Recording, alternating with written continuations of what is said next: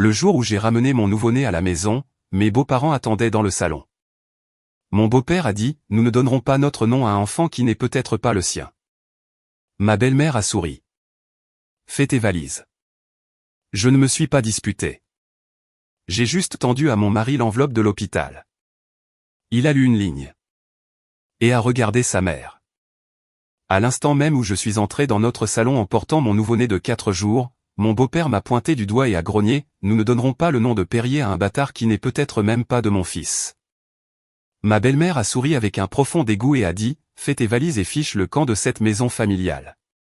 Toi et cet enfant n'êtes plus les bienvenus ici. Je ne me suis pas disputé. Je n'ai pas pleuré. J'ai simplement tendu à mon mari l'enveloppe de l'hôpital que je tenais. Il a lu une seule ligne soulignée et son visage est devenu livide. Puis, il s'est lentement retourné et a fixé sa mère du regard. Pas moi, pas notre bébé. Ce qu'il ne savait pas, c'est que la ligne qu'il venait de lire n'avait rien à voir avec mon fils. Elle la concernait, elle, et allait réduire en cendres leur lignée si parfaite. Je m'appelle Hélène Sauvage, j'ai 32 ans. J'ai passé les 9 dernières années de ma vie à analyser des dossiers médicaux pour gagner ma vie. Analyste principal en gestion de l'information médicale à l'hôpital Cochin, à Paris. Mon bureau fait face à un mur de classeurs beige que plus personne de moins de 50 ans ne remarque. Moi, je les remarque. Je remarque tout. Mon père disait souvent, les dossiers ne stressent pas. Les gens, si. Il est mort d'un cancer du pancréas fin 2018, 6 mois avant mon mariage. Je garde un petit carnet en tissu gris dans la poche intérieure de ma veste de travail parce qu'il lui appartenait et qu'il le portait de la même façon. Ce carnet allait un jour contenir la seule phrase dont j'aurais besoin pour faire s'effondrer toute une famille. Mais le matin dont je vous parle, ce n'était qu'un carnet et je n'étais qu'une femme en blouse de maternité passant devant 3 valises qui ne m'appartenaient pas. J'ai rencontré Quentin Perrier au printemps 2017. J'effectuais un audit d'interface entre l'hôpital Cochin et le cabinet d'avocats de sa famille, Perrier, Houllier et Cazeneuve. Il était le collaborateur junior chargé de m'accompagner à travers la paperasse. Nous sommes restés assis face à face devant une table de conférence en verre à Saint-Germain-des-Prés pendant 3 après-midi. Le 3e après-midi, il m'a posé une question sur une demande de dossier mal classée et je lui ai dit la vérité au lieu de la version polie. Il a levé les yeux. Il a ri. Il m'a avoué plus tard que c'était la première fois qu'il riait dans ce bureau depuis 2 ans. Vous ne parlez pas comme une avocate, m'a-t-il dit. Je n'ai pas besoin de mentir pour vivre, ai-je répondu en pensant que c'était une plaisanterie. Il m'a confié bien plus tard que sa mère l'avait mis en garde contre les femmes de l'administration médicale. J'avais cru que c'était aussi une plaisanterie. Nous nous sommes mariés en octobre 2019 dans une petite église protestante près d'Orléans, là où ma mère avait grandi. Mon père était parti depuis moins d'1 an. Ma mère m'a conduite à l'hôtel en tenant un mouchoir qu'elle avait brodé de nos 2 noms. Les Perrier étaient présents. Ils étaient assis au 3e rang. Après la cérémonie, Clotilde Perrier, ma nouvelle belle-mère, a organisé ce qu'elle appelait un thé de jardin d'après-mariage dans leur propriété de Neuilly-sur-Seine. Elle m'a tendu une carte de visite dans la file de réception. On pouvait y lire, en relief à l'encre noire, Madame Édouard H. Perrier. Son propre prénom n'y figurait pas. Je l'ai gardé. Il m'a fallu 6 ans de plus pour comprendre pourquoi une femme effacerait ainsi son propre prénom en premier. Nous avons essayé d'avoir un bébé pendant 4 ans. Il y a eu 2 fausses couches dont aucun de ses parents n'a rien su, car Clotilde nous avait dit un jour que les hommes de la famille Perrier n'annonçaient les choses que lorsqu'ils en étaient sûrs. Alors, nous avons arrêté d'annoncer quoi que ce soit. Nous avons cessé de parler. À la fin de l'été 2025, l'échographie a enfin montré un rythme cardiaque qui ne s'est pas arrêté la semaine suivante. Et en décembre, à 30 semaines, Quentin a signé le formulaire de consentement conjoint pour ma prise en charge de maternité, de la même façon que les maris signent tous les autres documents sans les lire, rapidement, l'esprit ailleurs, tout en consultant ses emails. Il a utilisé un stylo de l'hôpital au capuchon mâchonné. Il m'a embrassé sur le haut de la tête. Il est retourné travailler.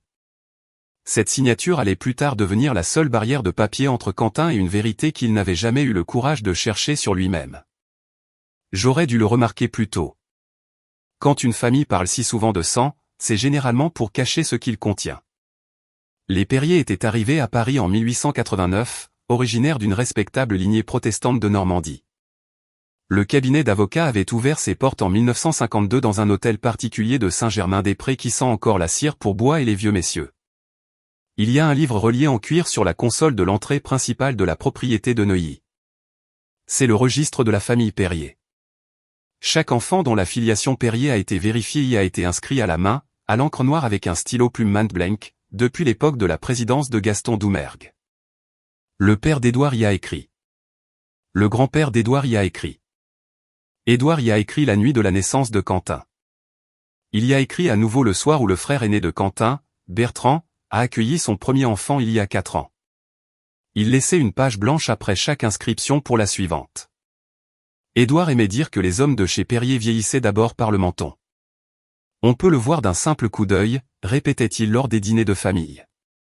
Si un homme a l'ossature de cette famille. Le menton de Quentin ne ressemblait en rien à celui de son père. Je l'avais remarqué lors de notre dîner de répétition.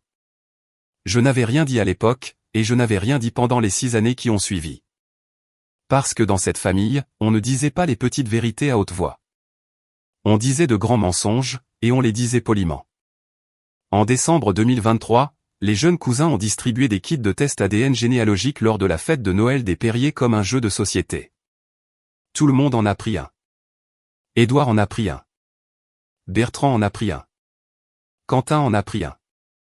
Clotilde, la seule personne dans la pièce à ne pas avoir de tube entre les mains, a ri et a écarté le sien d'un geste de la main.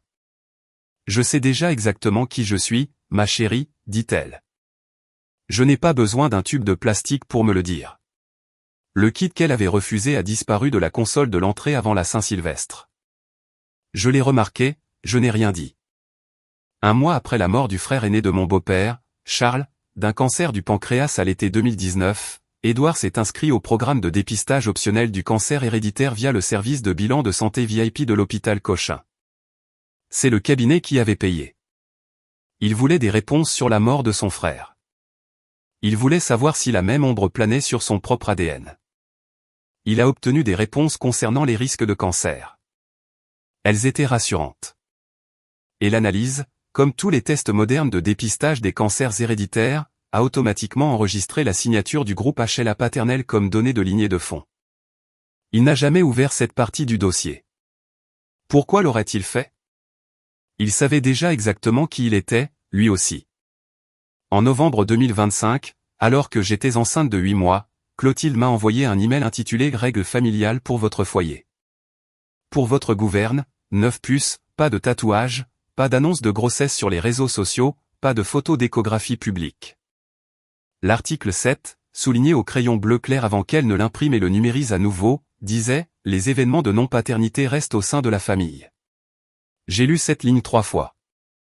J'ai classé l'email dans un dossier que j'ai nommé Perrier. Ce genre de phrase n'est pas le genre de phrase qu'une femme écrit par hasard. Seulement, je ne savais pas encore à quel événement elle faisait allusion.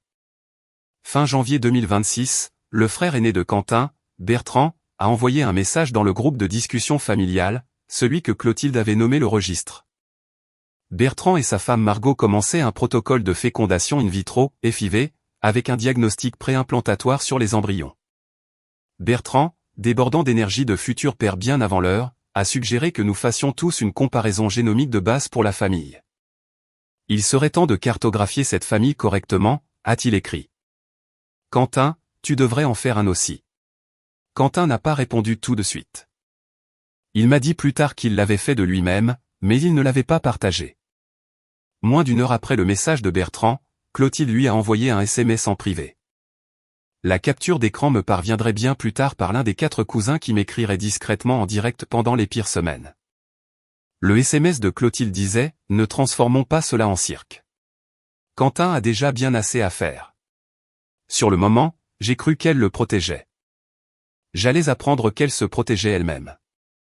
Le travail a commencé à 1 heure du matin le jeudi 12 février 2026, au milieu d'une tempête de neige qui avait bloqué la moitié de l'autoroute A10 et qui tombait encore lorsque ma mère a tenté de descendre d'Orléans 2 jours plus tard. Henri-Jules Sauvage-Perrier est né par césarienne programmée à 9h14 du matin, pesant 3 kilos. Il avait un petit tourbillon de cheveux foncés à l'arrière de la tête et un bracelet d'hôpital où l'on pouvait lire en lettres capitales bien imprimées « Bébé Sauvage-Perrier ». L'infirmière m'a permis de le tenir avant de l'emmener vers la table chauffante. Il sentait comme tous les nouveau-nés sur lesquels je m'étais penché en 9 ans de métier. Il sentait comme une vérité que personne ne pouvait effacer. Le vendredi 13 février, le dépistage néonatal a été effectué sur le sang prélevé au talon d'Henri. 30 affections recherchées, plus une analyse de l'antigène des globules rouges. Il a passé tous les tests avec succès. Mais l'analyse de l'antigène a signalé quelque chose, non pas une maladie, non pas un danger, mais une découverte fortuite. Un marqueur sanguin rare appelé canule, présent chez environ une personne sur 7000 d'origine nord-européenne. Il se transmet par voie paternelle à travers la lignée maternelle. Et parce qu'il est si rare, il fonctionne dans les recherches de filiation comme une empreinte digitale. Si un bébé l'a, quelqu'un en amont l'a aussi. La note de laboratoire dans mon dossier indiquait clairement « inhabituel, non pathogène ». Recommander un suivi génétique si antécédents familiaux pertinents. Assise dans mon lit d'hôpital à 15 heures, j'ai lu cette ligne. Je l'ai lu 3 fois. J'ai appelé le docteur Audrey Belmont, du service de génétique, depuis le téléphone de ma chambre. J'avais travaillé avec elle sur des audits de dossiers pendant des années. Elle a décroché à la 2e sonnerie. Bonjour Hélène. Je viens de voir ton accouchement dans le système. Félicitations. Merci, ai-je dit. Je voudrais déposer une demande de suivi sous mon propre consentement aujourd'hui, si possible. Le docteur Belmont est resté silencieux un instant. Puis elle a demandé, quel genre de suivi? Une recherche de filiation. Le marqueur canule. Henri contre Quentin. Vous avez le consentement du conjoint dans le dossier. Signé le 2 décembre. Autorisation de prise en charge maternité. Elle inclut la comparaison des découvertes fortuites. Alors oui, je m'en occupe personnellement. J'ai signé les documents sur le bord de mon lit d'hôpital, Henri blotti dans le creux de mon bras gauche. J'ai également signé un document distinct avec la directrice des ressources humaines, qui était montée dans ma chambre parce qu'elle m'appréciait, et une déclaration formelle indiquant que j'avais un conflit d'intérêt personnel dans cette affaire et que je n'accéderais à aucun dossier de l'hôpital. Cochin pendant toute la durée de mon congé de maternité. Je ne reprendrai le travail qu'à nouvel ordre. La déclaration était horodatée à 14h47 le samedi 14 février. Les captures d'écran dans le coffre-fort seraient toutes plus tard horodatées à la minute près. Dès le dimanche matin, le laboratoire avait effectué la comparaison du marqueur CAL sur le dossier de santé existant de Quentin dans le système de l'hôpital et sur l'échantillon du dépistage néonatal d'Henri. Il correspondait. Henri était bien le fils biologique de Quentin. Quentin était le père biologique d'Henri. La probabilité d'erreur pour ce type de correspondance de marqueur est si infime qu'aucun tribunal du pays ne l'a jamais rejeté. Le docteur Belmont est entré dans ma chambre le lundi matin avant ma sortie avec une enveloppe Kraft scellée par un ruban adhésif rouge de laboratoire. Elle l'a posée sur la table roulante au-dessus de mes jambes. Elle ne souriait pas, car elle savait lire un visage plus vite que quiconque. « C'est bon, dit-elle. C'est bien lui. » J'ai souligné la ligne correspondante à la page 1. Garde ça précieusement. Merci, Audrey. Hélène, quoi que tu aies besoin, je ne suis qu'à un coup de fil.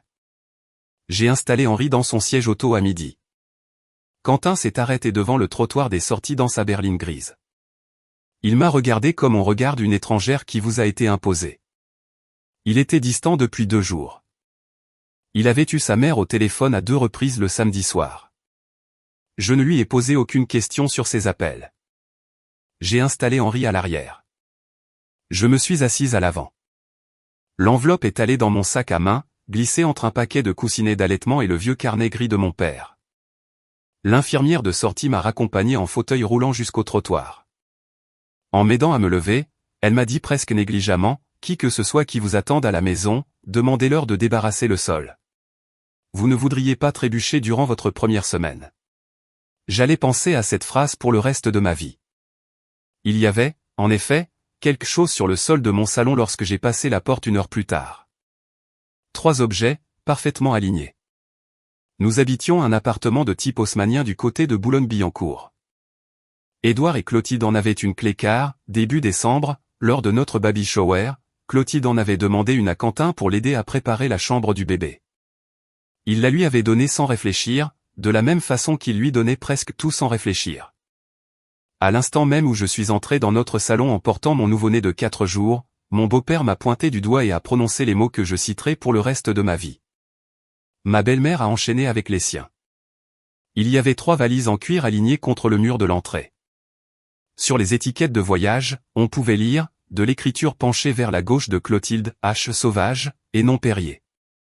Elle avait utilisé mon nom de jeune fille. Elle l'avait fait exprès.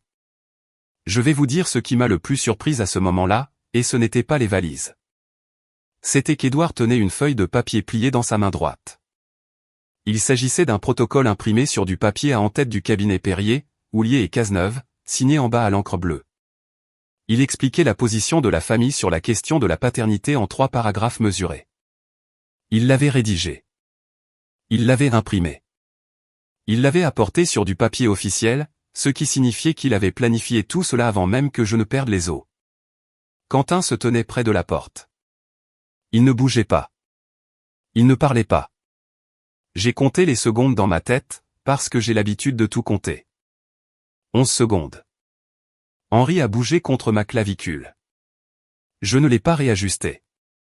Je ne voulais pas donner à ma belle-mère la satisfaction de me voir chercher mon équilibre de quelque manière que ce soit. Fais tes valises, a répété Clotilde. Nous avons été généreux. Elle a poussé une enveloppe Kraft sur la table basse. Elle était épaisse. Elle était scellée par un petit disque de cire rouge, le genre d'enveloppe qui contient un montant imprimé à l'intérieur. J'apprendrai plus tard que ce montant était de 235 000 € et que l'accord était une proposition d'une page visant à dissoudre le mariage en échange de mon renoncement total et définitif au nom de Perrier et à tout contact futur avec la famille.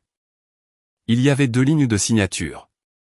L'une portait déjà les initiales de Clotilde. L'autre attendait la mienne. Je ne me suis pas disputé. Je n'ai pas pleuré. J'ai plongé la main dans mon sac à main. J'en ai sorti l'enveloppe Kraft scellée par le ruban rouge du laboratoire. Je l'ai tendue à mon mari. Lis la ligne soulignée, Quentin. Il m'a regardé. Il a regardé l'enveloppe. Il a regardé sa mère pendant un quart de seconde. Un tic, presque. Puis il l'a ouverte. Il a lu la ligne. Page 1, paragraphe 2. Filiation paternelle confirmée. Le patient Henri-Jules Sauvage Perrier correspond à l'échantillon paternel de référence Quentin B. et Perrier. Marqueur canule présent chez les deux, probabilité de non-paternité inférieure à 1 sur 100 millions. Son visage est devenu livide. Il l'a relu. Il a levé les yeux. Il ne m'a pas regardé. Il n'a pas regardé Henri. Il a lentement pivoté tout son corps vers sa mère et l'a fixé de la manière dont un fils fixe une femme qu'il commence à soupçonner d'un mensonge qu'il n'est pas encore prêt à nommer. « Maman », a-t-il dit. Ce fut sa seule phrase, un seul mot. Il ne s'est pas approché d'elle. Il ne s'est pas approché de moi. Il est resté là, debout, la feuille à la main, la bouche entr'ouverte. Et son père, qui attendait une réponse, des excuses ou une sorte d'effondrement de ma part, a enfin vu quelque chose changer dans la pièce qu'il n'avait pas autorisée. « Quentin », a dit Édouard, d'une voix plus basse, qui semblait presque incertaine. Quoi qu'il y ait dans cette enveloppe, mon fils. La position de la famille reste inchangée. Papa, s'il te plaît. Clotilde s'est levée. Elle a ajusté son gilet en cachemire des 2 mains, comme une femme qui arrange un rideau. Elle est passée devant son mari. Elle est passée devant Quentin. Elle a pris son sac à main sur le buffet. Elle a franchi la porte d'entrée sans un regard pour moi. Elle a laissé ses 3 valises là où elles étaient. Édouard l'a suivi 30 secondes plus tard, lentement, son protocole toujours à la main. Il s'est arrêté sur le pas de la porte. Il n'a pas dit au revoir. Il ne s'est pas excusé. Il a fait un signe de tête à Quentin, de la même façon que je l'avais vu saluer les collaborateurs juniors du cabinet. Puis il est parti. Quentin a fermé la porte. Il l'a verrouillée. Il a tourné le verrou de sécurité 2 fois, ce qu'il ne faisait jamais. Il est revenu dans le salon. Il s'est assis par terre devant la table basse. Il a posé l'enveloppe sur ses genoux. Il est resté silencieux pendant un long moment. Henri a émis ce petit gazouillement feutré que font les nouveau-nés lorsqu'ils sont sur le point de se réveiller. Je me suis assise sur le canapé à côté de Quentin. J'ai détaché la sangle du porte-bébé d'une seule main. J'ai sorti Henri. J'ai défait sa couverture. Je l'ai serré contre mon gilet et j'ai posé mon menton sur le haut de sa tête. Hélène, je sais. Ils avaient tout écrit. Je sais. Mon père l'a fait imprimer sur du papier à en-tête. J'ai vu. Il a pressé la paume de ses mains contre ses yeux pendant si longtemps que j'ai cru qu'il pleurait. Pas tout à fait. Il contenait quelque chose. C'était un homme qui avait grandi en se contenant lui-même. Hélène, pourquoi cette ligne était? Pourquoi est-elle soulignée? Pourquoi est-ce que je... Quentin? Pourquoi est-ce si important que la correspondance du laboratoire soit aussi précise? Ça ne l'est pas en soi. Cela signifie simplement que je savais ce que tes parents allaient faire. Je le savais avant qu'ils ne le fassent. Je le savais samedi. Il s'est figé. Tu le savais samedi, a-t-il dit. J'ai demandé la comparaison samedi après-midi. Audrey s'en est occupée personnellement. Il a fermé les yeux. Comment le savais-tu? Je n'ai pas répondu à cette question. Pas ce soir-là. Je pense aujourd'hui qu'il avait compris, même à ce moment-là, que j'y avais répondu en lui tendant une enveloppe plutôt qu'un aveu. Il avait compris que j'avais eu besoin que le papier parle plus fort que moi. La sonnette a retenti 20 minutes plus tard. C'était ma mère, debout sur le pas de la porte, de la neige dans les cheveux et un sac de nourriture provenant d'un restaurant d'Orléans. Elle est entrée. Elle a posé le sac. Elle a pris Henri de mes bras sans demander, comme une infirmière qui a fait cela 1000 fois parce que c'est le cas. Elle a embrassé le haut de sa tête. Elle a regardé Quentin assis par terre, l'enveloppe sur les genoux. Elle a regardé les 3 valises Perrier dans l'entrée. Maman est là, a-t-elle dit. C'est tout ce dont vous avez besoin ce soir. C'est à cet instant, je crois, que j'ai pleuré pour la première fois. Le premier SMS est arrivé à 2h13 du matin la nuit suivante. J'étais réveillé parce qu'Henri l'était. L'écran a illuminé la chambre obscure du bébé.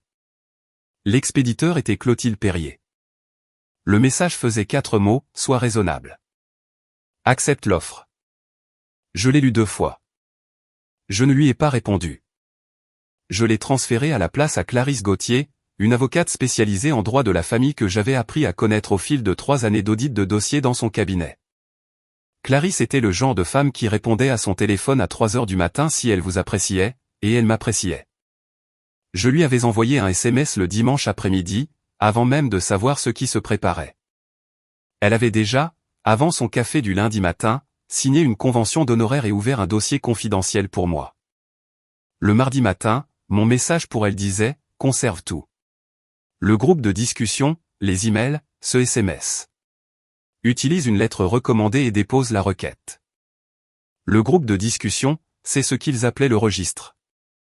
16 personnes, des tantes, des cousins, les oncles plus âgés de la famille Perrier, 2 cousins de la famille de Clotilde. Dans les 48 heures qui ont suivi le guet-apens dans mon salon, Clotilde avait commencé à distiller des informations au compte-gouttes de manière coordonnée. Elle ne me nommait pas directement. Elle n'en avait pas besoin. Elle a publié une photo recadrée du profil d'Henri à côté d'une vieille photo de bébé de Quentin à l'âge d'1 mois.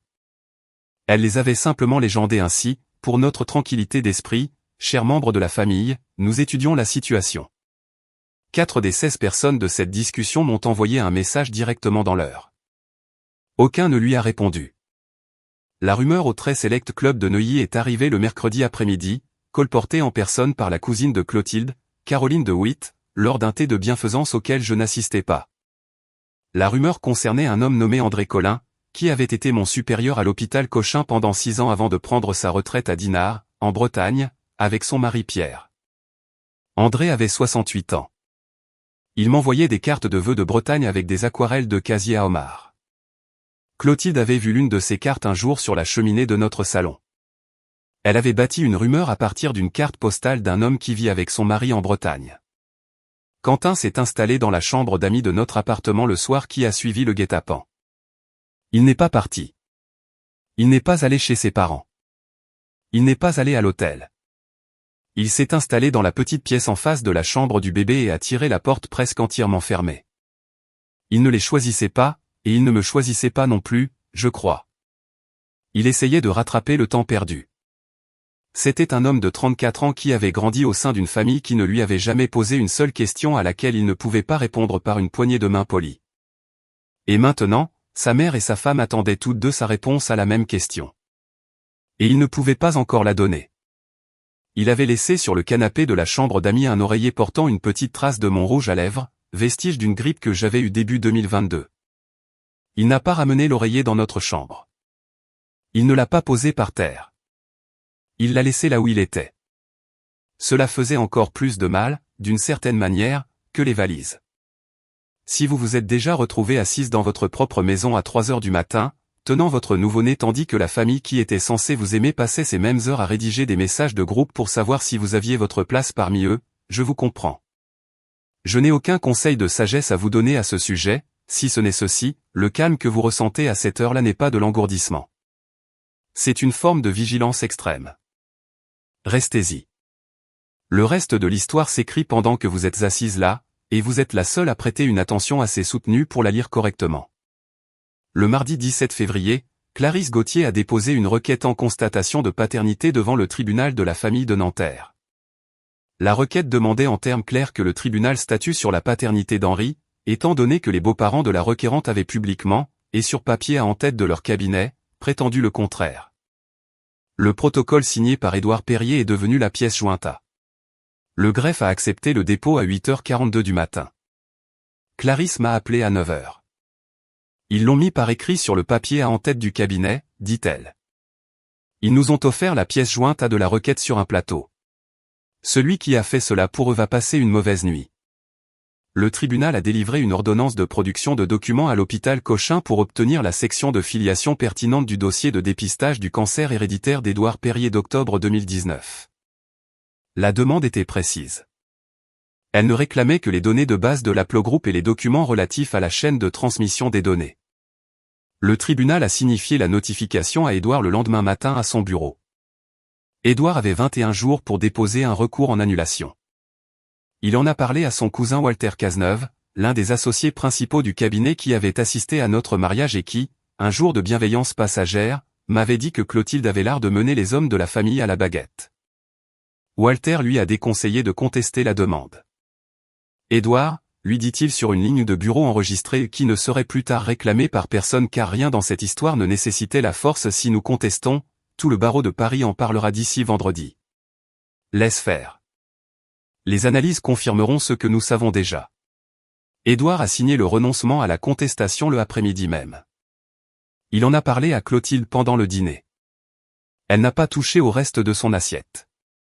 J'ai appris tout cela après coup. Sur le moment, je ne savais que ce que Clarisse me disait, à savoir que la demande avait été envoyée, la notification reçue, et que le délai était ouvert. 21 jours ont passé. Au cours de ces 21 jours, Henri s'est retourné pour la première fois sur son tapis d'éveil sous la fenêtre de sa chambre. Il a fait ce qui ressemblait à un vrai sourire, et non à des coliques. Au 15e jour, ma mère est restée avec moi pendant 3 semaines, dormant sur le canapé du salon, préparant des plats à congeler et lavant les biberons dans l'évier avec la même efficacité rigoureuse qu'elle apportait autrefois dans son service hospitalier. Quentin venait à l'appartement 2 fois par semaine et tenait Henri pendant 1 heure à chaque fois. Il ne restait pas dormir. Il ne me posait pas de questions sur l'enveloppe. Il ne me posait pas de questions sur la requête. Il a chuchoté une fois à son fils, « Je suis désolé, mon bonhomme. Je ne sais pas encore ce qui se passe. » Je l'ai entendu à travers la cloison. Je ne lui ai rien dit.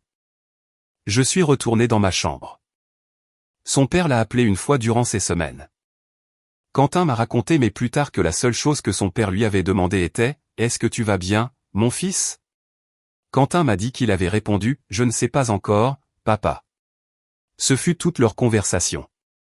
Au 21e jour, le dimanche 22 mars, le délai de contestation a pris fin sans aucun dépôt de recours.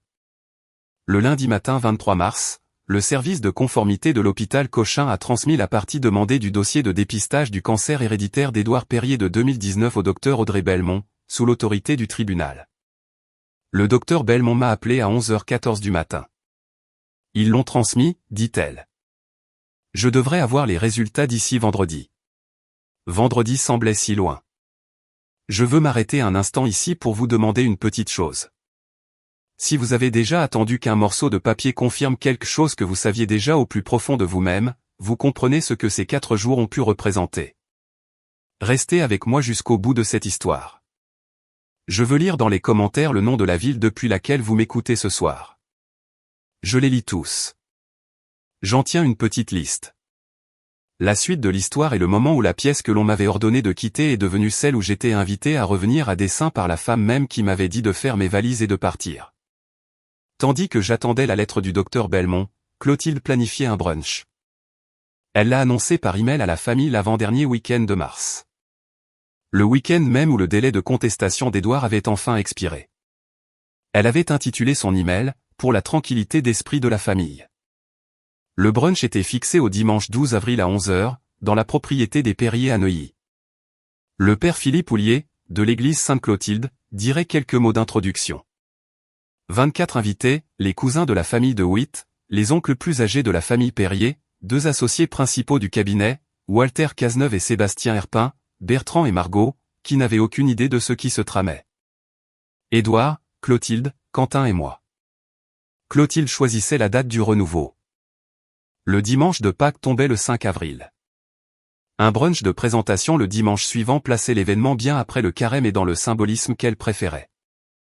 Elle avait commandé les cartons d'invitation sur un papier de création ivoire épais, orné des armoiries des Perriers gravés en relief à la feuille d'or mat. Elle les avait commandés, j'allais la prendre plus tard, avant même que les résultats de la demande de dossier ne soient transmis. Elle les avait commandés en toute confiance. Elle avait commandé les cartons avant d'avoir commandé la vérité. Ce fut son erreur. Clarisse m'a dit plus tard que ce brunch était un cadeau. Elle a invité tout ce dont tu avais besoin dans la pièce, m'a-t-elle dit au téléphone. Tout ce que tu as à faire, c'est y asseoir. Je l'ai cru. J'ai dit à Clarisse que je serais là. Je lui ai dit que je l'emmènerais avec moi. Je lui ai dit que j'apporterais tout. J'ai répondu à l'email de Clotilde le samedi soir 28 mars à 23h47. Le soir même, Clarisse enfermait la lettre originale signée dans le coffre-fort numéro 53 de son cabinet. Ma réponse faisait 4 mots, je serai là, nous deux. Clotilde a compris cela comme moi et le bébé. Je pensais à toute autre chose. Le docteur Belmont m'avait appelé le vendredi 27 mars à 13h. Sa voix était celle d'une femme qui a lu un rapport à 2 reprises et qui a vérifié 2 fois chaque étape pour s'assurer qu'elle n'avait pas fait d'erreur de lecture. Hélène, dit-elle, es-tu sûre de vouloir cela par écrit? 2 fois avec ta signature sur papier à en tête. Je l'aurai pour toi d'ici lundi. Je lui ai demandé de le sceller dans la même enveloppe Kraft que celle que j'avais rapportée de la maternité. Elle m'a dit qu'elle le ferait. Quand je l'ai récupéré le lundi après-midi 30 mars, j'ai ajouté 2 pages de plus à l'enveloppe, une copie de la décision du tribunal certifiée par le greffier de Nanterre, et une copie du registre de transmission des données que l'hôpital Cochin avait joint à l'envoi. J'ai numéroté les 3 pages au crayon dans les coins supérieurs. J'ai tracé un léger trait de surligneur jaune sur la ligne correspondante à la page 2. J'ai scellé l'enveloppe. J'ai écrit de ma propre main dessus, pour Quentin, dans l'ordre. Je l'ai posé sur le fauteuil à bascule de la chambre d'Henri la nuit du samedi 11 avril. J'ai fixé un mot adhésif sur le devant. On pouvait y lire, lis les 3 pages dans l'ordre. Henri dormait dans son berceau. La veilleuse en forme de mouton projetait son cercle de lumière douce et lente sur le mur. Je me suis assise dans la cuisine avec une tasse de thé froid et j'ai attendu que mon mari rentre de l'endroit où il s'était mis à rouler dans l'obscurité. Il est rentré à 22h42. Il a enlevé son manteau. Il a remonté le couloir. Il est resté longtemps sur le pas de la porte de la chambre du bébé. De la façon dont un homme se tient au seuil d'une pièce qu'il a seulement commencé depuis peu à comprendre qu'il avait le droit d'entrer. Il a pris l'enveloppe sur le fauteuil. Il a lu la page 1, la même page que celle que je lui avais tendue lors du guet-apens près de 2 mois plus tôt. La page qu'il transportait dans sa sacoche depuis lors. Comme un homme portant une pierre qu'il n'avait pas encore la force de poser. Il a tourné la page 2. Il a lu la ligne soulignée. Il l'a lu 2 fois. Il a refermé l'enveloppe très lentement. Il ne m'a pas regardé. Il n'a pas regardé Henri. Il a regardé le couloir en direction de la chambre d'amis où sa mère était installée depuis 17h cet après-midi-là, parce qu'il l'avait invitée à venir l'aider à préparer le café pour le brunch du lendemain matin. Quand est-elle arrivée, Hélène? À 17h. Elle a apporté une boîte de biscuits de la pâtisserie de Versailles et un lys blanc. Il s'est levé. Il n'a pas refermé violemment l'enveloppe. Il n'a pas haussé le ton. Il l'a porté dans le couloir comme un homme porte un verdict. Je me tenais sur le pas de la porte de la chambre du bébé, serrant Henri contre ma poitrine, et j'observais un filet de lumière jaune sous la porte fermée de sa mère. Derrière cette porte, mon mari a dit quelque chose que je n'ai pas entendu. Clotilde a dit, « Quentin Aurélien, tu ne comprends pas ce que tu as entre les mains. » Quentin Aurélien était un nom que sa mère utilisait. Elle l'avait utilisé toute sa vie. Elle avait donné le nom de jeune fille de sa propre grand-mère comme deuxième prénom à son fils parce que cette grand-mère avait été sa préférée. Et elle l'avait utilisé à la place de Bernard, le nom de la famille Perrier qu'Édouard avait donné à Quentin à sa naissance, parce que Clotilde en voulait discrètement à la famille de son mari depuis 34 ans. La voix de Quentin a résonné à travers la porte. Elle était basse, claire et portait loin. « Mon nom est Quentin Bernard Perrier, dit-il. Cela a toujours été le cas. » Elle n'a pas répondu. Je ne sais pas à quoi ressemblait son visage à ce moment-là. Je sais seulement que lorsque Quentin est sorti de la chambre d'amis, il tenait l'enveloppe d'une main, un oreiller moelleux de l'autre, et il est passé devant moi pour rejoindre notre chambre. Il a posé l'oreiller sur sa moitié de lit pour la première fois en cette semaine et demie. Il n'a pas dit bonne nuit. Il n'en avait pas besoin. Il avait posé la question, elle n'avait pas répondu. Et d'ici le matin, toute la famille allait entendre ce qu'elle avait refusé de dire. La propriété des Perrier se dresse derrière un muret de briques sur une rue calme de Neuilly qui n'a pas changé depuis un siècle. L'allée est en pavé bleu. La porte d'entrée est peinte en noir. La salle à manger peut accueillir confortablement 24 personnes, et jusqu'à 28 si l'on sort la deuxième desserte. Le matin du dimanche 12 avril, la table était déjà dressée quand nous sommes arrivés à 11h moins 5. Des hortensias blancs dans des coupes en verre basse, des serviettes en lin, un livre relié en cuir ouvert sur la console de l'entrée principale, avec un stylo plume Montblanc posé à côté. La page était blanche. C'était la page que Clotilde avait ouverte pour l'inscription qu'elle avait l'intention de refuser. Elle n'avait pas encore tiré de trait sur le nom d'Henri. Elle attendait que j'arrive pour le faire publiquement. Je portais Henri dans une écharpe de portage souple contre ma poitrine. Quentin marchait à mes côtés, une petite sacoche en cuir à la main. À l'intérieur de la sacoche se trouvait l'enveloppe, celle-là même que j'avais rapportée de l'hôpital Cochin. Derrière nous, Clarisse Gauthier a franchi la porte d'entrée dans un tailleur bleu marine et un collier de perles. Deux des cousins de la famille de Witt l'ont regardé. Walter Cazeneuve a levé les yeux depuis l'autre bout de la pièce. Sébastien Herpin a posé sa tasse de café. Clarisse m'a fait un signe de tête. Elle s'est installée contre le mur du fond de la salle à manger. Elle n'a pas parlé. Sa seule présence a transformé l'atmosphère de la maison, faisant passer la réunion de famille pour une déposition officielle. Édouard s'est levé en bout de table à 12h08. Il tenait une feuille imprimée à la main. La page était à l'entête du cabinet Perrier, Houlier et Cazeneuve. Il s'est raclé la gorge. Les conversations autour de la table se sont tues. C'est la position de cette famille, dit-il, tant que les questions de paternité ne seront pas résolues, le nom de Perrier ne sera pas attribué à cet enfant. Il a dit cet enfant, pas mon petit-fils. Ce fut la phrase que je savais que je ne lui pardonnerais jamais. Clotilde a tendu le bras à travers la table. Elle a fait glisser l'enveloppe Kraft vers moi. Je n'avais pas revu l'enveloppe Kraft depuis le jour du guet-apens. Elle l'avait portée sur elle. Elle l'a poussée sur les derniers centimètres du revers de la main, comme si la toucher plus longtemps que nécessaire la dégoûtait. C'est notre offre, dit-elle. Elle est généreuse. Prends la matinée pour y réfléchir. Je ne l'ai pas prise. Je la lui ai renvoyée d'un geste à travers la table. Je suis venu avec une autre enveloppe, ai-je dit. Quentin va la lire. La table est devenue extrêmement silencieuse, de la façon dont une salle d'audience se tait juste avant que le greffier ne lise le verdict.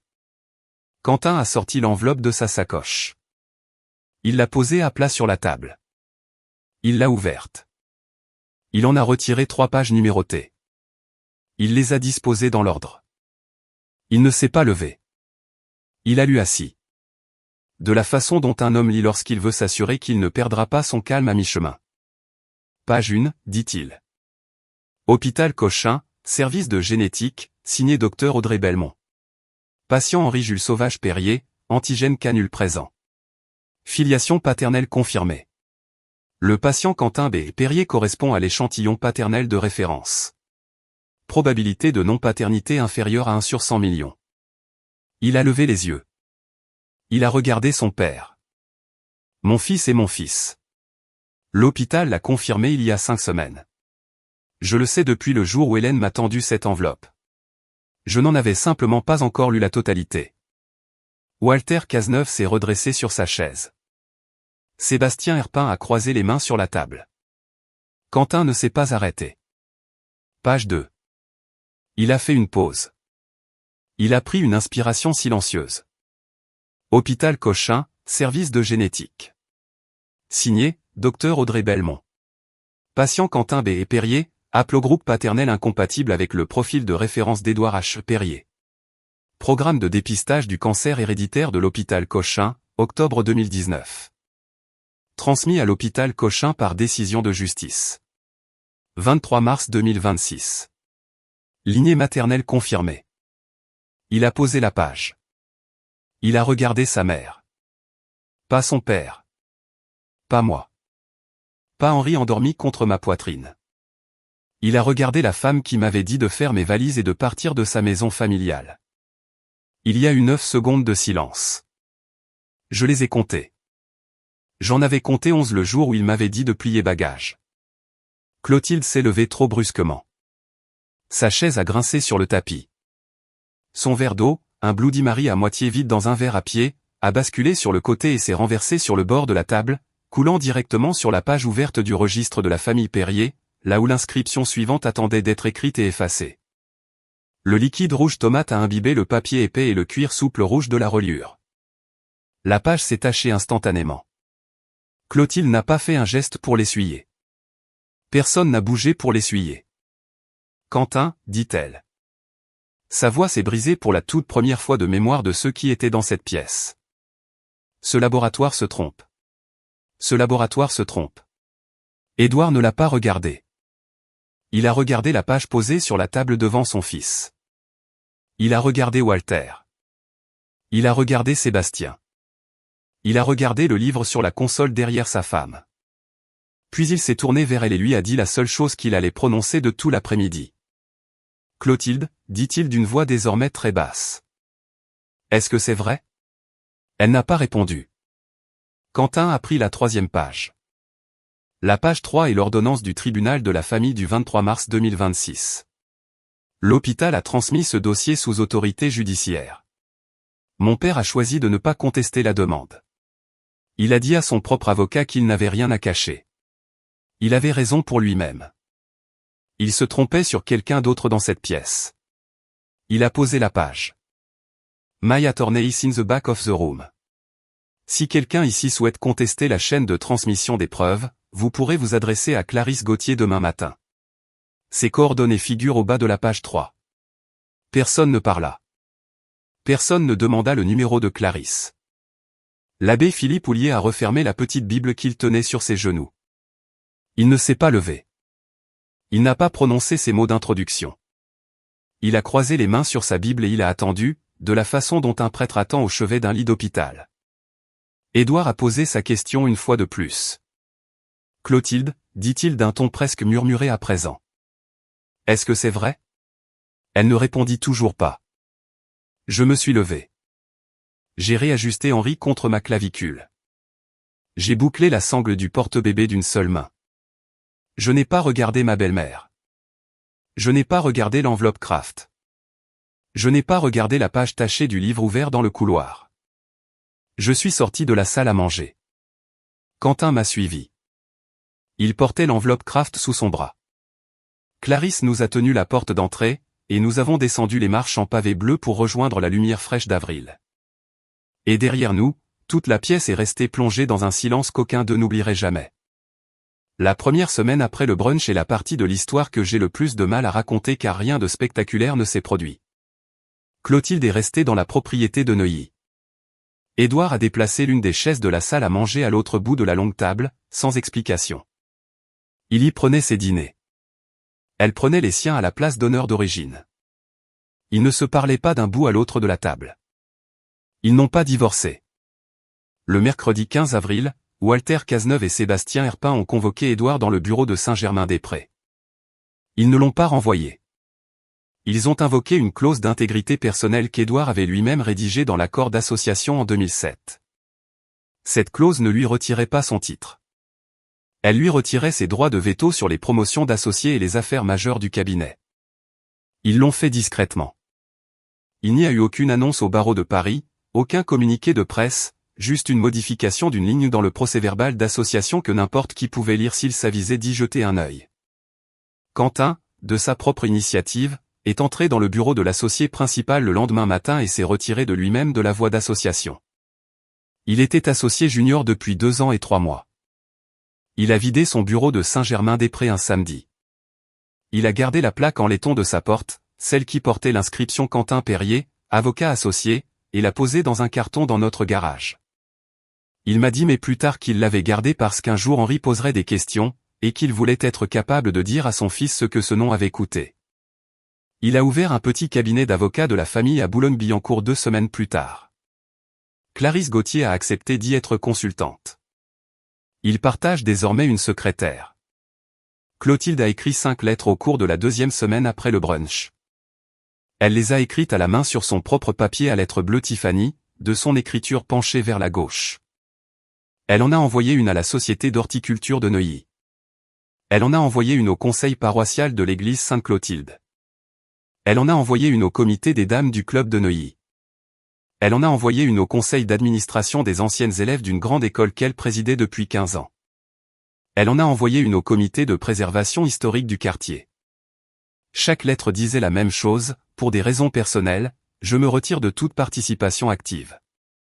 Veuillez considérer ceci comme ma démission à effet immédiat. Personne ne lui avait dit d'écrire ces lettres. Personne ne le lui avait demandé. Elle les a écrites, les a scellées et les a portées elle-même à la poste de la rue de l'Université. 5 enveloppes, micro-démission. C'était, je l'ai compris, sa propre façon de confesser les faits. Le premier mardi d'avril qui n'a pas ressemblé à une urgence le 21 avril, 9 jours après le brunch, Édouard Perrier s'est rendu en voiture à notre appartement de Boulogne-Billancourt. Il est venu seul. Il s'est garé le long du trottoir. Il a gravi les marches de l'entrée, une sacoche en cuir d'une main et un petit carton de l'autre. J'ai ouvert la porte. Je ne l'ai pas invité à entrer. Il n'a pas demandé à être invité. Il est resté sur le pas de la porte et a attendu. « Hélène, dit-il. Puis-je m'asseoir à votre table de cuisine pendant 10 minutes ?» J'ai tenu la porte ouverte. Il est entré. Il a posé la sacoche et le carton sur la table de la cuisine. Il a retiré son pardessus. Il l'a plié sur le dossier de la chaise. Il s'est assis. Quentin est entré dans la cuisine. Édouard ne s'est pas levé pour son fils. Il a fait un signe de tête. Quentin a répondu par un hochement de tête. Ils ne s'étaient pas parlé depuis le brunch. Ils ne se sont pas parlé maintenant. Édouard a ouvert le carton en premier.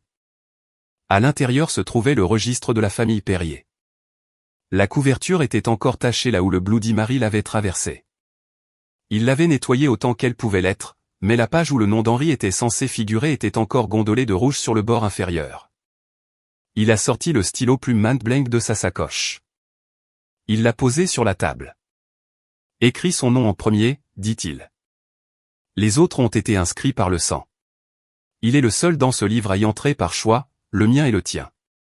C'est le seul héritage qui vaille la peine d'être signé. » Je n'ai pas répondu tout de suite.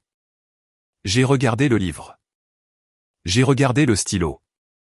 J'ai regardé l'homme assis de l'autre côté de ma table de cuisine qui, 2 mois plus tôt, s'était tenu dans mon salon pour traiter mon fils de bâtard. « Édouard, ai-je dit, je n'écris pas dans ce livre pour maintenir ta famille en vie. J'écris pour inscrire le nom de mon fils dans un endroit qui a menti sur lui. » Il a acquiescé. C'est la seule raison d'y écrire. J'ai débouché le stylo. J'ai écrit à l'encre bleue bien nette sur la page qui attendait depuis 2 mois, Henri Jules Sauvage Perrier, né le 12 février 2026, Hôpital Cochin, Paris. Mère, Hélène Sauvage. Père, Quentin Bernard Perrier. J'ai rebouché le stylo. Je l'ai posé. Édouard n'a pas touché au livre. Il n'a rien écrit sous ce que j'avais rédigé. Il n'a pas apposé ses initiales. Il a regardé la page pendant un long moment. Puis, il a posé sa main ouverte à plat sur l'écriture, de la manière dont un homme pose la main sur le front de quelqu'un dans un hôpital, et l'y a maintenue pendant quelques secondes avant de la retirer. « Merci », dit-il. Il n'est pas resté pour le café. Il s'est levé. Il a enfilé son manteau. Il a laissé le registre sur la table de la cuisine. Il est parti en voiture. Il ne m'a jamais posé de questions sur Clotilde. Je ne lui en ai jamais posé non plus. Clotilde a appelé l'appartement 2 semaines après le brunch, un mardi après-midi. Elle n'a pas envoyé de mail. Elle n'a pas écrit sur son papier à lettres bleues Tiffany. Elle a utilisé le téléphone comme une femme à qui l'on demandait, pour la première fois de sa vie, d'utiliser sa véritable voix plutôt qu'un en-tête en relief. J'ai décroché le téléphone de la cuisine d'une main. Henri était sur ma hanche. Je l'ai laissé attendre le temps d'un souffle de silence avant de parler. « Allô ? Hélène, dit-elle. C'est Clotilde. Je voudrais le voir. Je ne te demande pas de me pardonner pour cela. C'était la première phrase qu'elle m'adressait qui ne contenait pas le mot « nous ». Je n'ai pas dit oui. Je n'ai pas dit non. J'ai dit, je te rappellerai vendredi. Je l'ai rappelé vendredi. Je lui ai dicté nos conditions. Ces conditions tenaient en 6 lignes. Elles étaient tapées sur une seule feuille de papier et imprimées en 2 exemplaires, un pour elle et un pour notre dossier. Les conditions étaient les suivantes. 1. Vous pourrez voir Henri une fois par mois dans un espace public neutre, en présence d'Hélène ou de Quentin. 2. Le mot Oligné ne pourra être prononcé dans aucune pièce où Henri se trouve également. 3. Le registre de la famille Perrier ne pourra pas être mentionné, ouvert, exposé ou évoqué devant Henri. 4. Édouard ne pourra pas être présent lors de ses visites sans l'accord écrit préalable d'Hélène et de Quentin. 5. Tout manquement aux conditions ci-dessus mettra fin à l'accord immédiatement, sans qu'aucune autre explication ne soit due. 6. Vous pouvez faire partie de sa vie, vous ne pouvez pas la définir. Elle a signé le bas de son exemplaire devant moi dans un café de Versailles avec un stylo noir qu'elle a sorti de son propre sac à main. Elle a signé de son nom complet, Clotilde Witt Perrier. Je n'avais jamais vu son nom de jeune fille écrit en entier auparavant. Je n'ai pas posé de questions à ce sujet. Certains n'en appartiennent qu'aux personnes qui les portent. Je pense qu'elle portait celui-là seule depuis très longtemps. Elle a tenu Henri pendant 11 minutes ce matin-là. Il s'est endormi contre son épaule. Elle n'a pas pleuré. Elle ne s'est pas excusée. Elle l'a tenu fermement. De la façon dont une femme tient une chose qu'elle comprend enfin qu'elle emprunte, et qu'elle ne possède pas. Quand les 11 minutes ont été écoulées, je l'ai repris. Elle a fait un signe de tête. Elle est partie la première. Elle ne m'a pas regardé en sortant. Nous nous voyons une fois par mois depuis lors. Parfois, je pense qu'elle va dire quelque chose de vrai. Jusqu'à présent, elle ne l'a pas fait, mais elle n'a pas non plus utilisé le mot Oligné une seule fois. C'est à cela que ressemblent les excuses dans certaines familles. Le dernier vendredi d'avril 2026, le dernier jour du mois, le dernier jour de cette histoire, ma mère est descendue d'Orléans avec 2 sacs de provisions et un plat de gratin qu'elle a insisté pour faire cuire dans notre four afin que l'appartement sente à nouveau la vraie maison. Elle était avec nous par intermittence pendant la majeure partie des 11 semaines qui avaient suivi ma sortie de la maternité. Elle avait lavé les biberons. Elle avait plié les couvertures. Elle s'était assise sur le fauteuil à bascule de la chambre du bébé à 2 heures du matin et avait chanté les berceuses que mon père lui avait apprises, d'une voix d'alto basse qui était plus ancienne que la veilleuse en forme de mouton. Ce soir-là, Quentin est rentré de son petit cabinet de Boulogne-Billancourt à 18 heures. Il m'a embrassé sur le haut de la tête. Il a embrassé le haut de la tête d'Henri. Il s'est tenu devant le comptoir de la cuisine et s'est lavé les mains. « Hélène, dit-il. » J'ai encadré le bracelet. J'ai levé les yeux. Il tenait un petit cadre en bois. À l'intérieur se trouvait le bracelet d'hôpital du 12 février. Celui qui portait en lettres capitales bien imprimées, bébé sauvage Perrier. Il l'avait encadré sur un papier crème. Il l'avait centré avec soin. Il l'a accroché ce soir-là à l'aide d'un petit crochet au mur de la chambre du bébé. Juste à côté de l'échographie en noir et blanc de la 12e semaine que j'avais gardée dans mon portefeuille pendant la majeure partie de ma grossesse. Le bracelet portait le nom de Sauvage en premier. Je ne lui avais pas demandé de l'encadrer ainsi. Il l'avait simplement fait de lui-même. Après qu'Henri s'est endormi, après que ma mère s'est couchée dans la chambre d'amis, après que Quentin m'a préparé une tasse de tisane, l'a posée sur ma table de chevet et est allé se brosser les dents. Je me suis tenu seul sur le pas de la porte de la chambre du bébé et j'ai regardé le bracelet encadré sous la lumière douce de la veilleuse en forme de mouton. Il voulait un enfant qui mérite leur nom. J'ai donné à mon fils un nom qui contenait déjà une mère et un grand-père qui avaient enfin choisi le sien. C'était, en fin de compte, le seul héritage que j'ai jamais voulu lui laisser. Je veux vous dire une dernière chose, puis je vous laisserai partir. Il y a un phénomène qui se produit dans les familles comme les Perrier. Elles construisent un livre. Elles construisent un nom. Elles construisent une histoire sur elles-mêmes qu'elles racontent à chaque Noël, à chaque repas de famille, à chaque mariage et à chaque baptême. Et cette histoire est si vieille et si polie que les personnes qui la vivent finissent par ne plus remarquer l'endroit où se trouvent les fissures. Et puis un enfant naît, et les fissures éclatent. Et la famille panique parce que l'enfant n'a rien fait d'autre qu'exister. Et l'existence même de cet enfant a révélé les failles que la famille se cachait à elle-même depuis 34 ans. Quand cela se produit, la famille tente de rejeter l'enfant. Elle utilise des mots comme le sang, le nom et l'héritage. Elle imprime des protocoles sur du papier à en-tête. Elle fait vos valises. Elle vous sourit avec un pur mépris. Ce n'est pas parce que l'enfant n'est pas à sa place. C'est parce que l'enfant est la première chose honnête qui le regarde depuis très longtemps. Si vous m'écoutez ce soir depuis une ville où je ne suis jamais allé, dans une maison qui ne vous semble peut-être pas encore tout à fait la vôtre, avec un enfant, un mari, une mère ou un téléphone silencieux à la main, écrivez le nom de votre ville dans les commentaires. Je lis chacun d'entre eux. Je ne vous promets pas de miracle. Je vous promets simplement la présence d'une inconnue qui sait qu'une femme calme tenant une enveloppe scellée est parfois la personne qui parle le plus fort dans la pièce. Et si cette histoire vous a touché, faites une chose pour moi avant de fermer votre téléphone. Dites à une autre mère qu'elle est à sa place. C'est le seul héritage qui compte. Je m'appelle Hélène Sauvage. J'ai 32 ans. Mon fils est Henri-Jules Sauvage Perrier. Il est né un jeudi de février à Paris.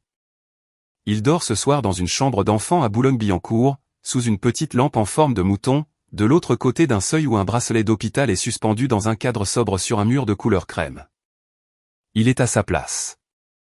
Il l'a toujours été. Et vous l'êtes aussi.